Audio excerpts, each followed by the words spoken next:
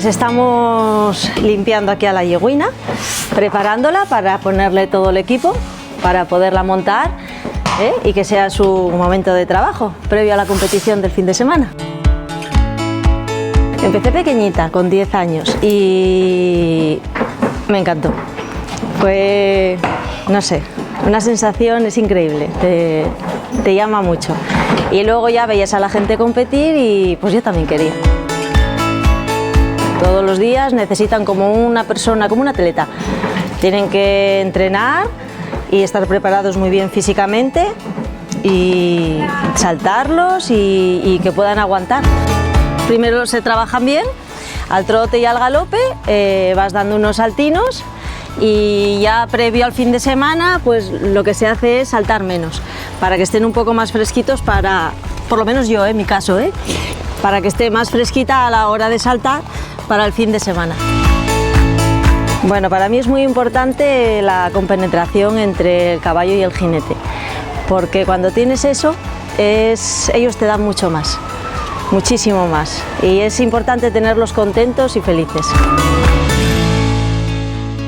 Se llama Quimera, tiene 8 años, es de raza CDE, caballo de deporte español. Esto que estamos poniendo ahora son los protectores, para protegerles por si acaso ella en este caso se alcanza, tanto con una pata de atrás con la de adelante para que la proteja y no se haga daño. Bueno, y ahora si os apetece voy a dar una vueltita aquí con Quimera, si queréis venir con nosotras, estaremos encantadas.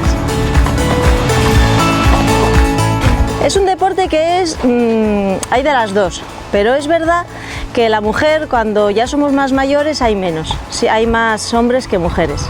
La base sí hay más niñas y eso, pero cuando van pasando el tiempo no se quedan por el camino.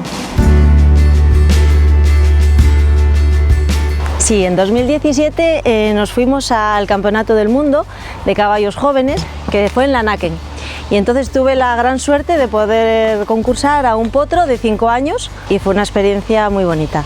El primer día también tuvimos un 0 y ocupamos el primer puesto. Te sientes volar. Es una sensación muy, muy bonita y es única. Es que es como si volases.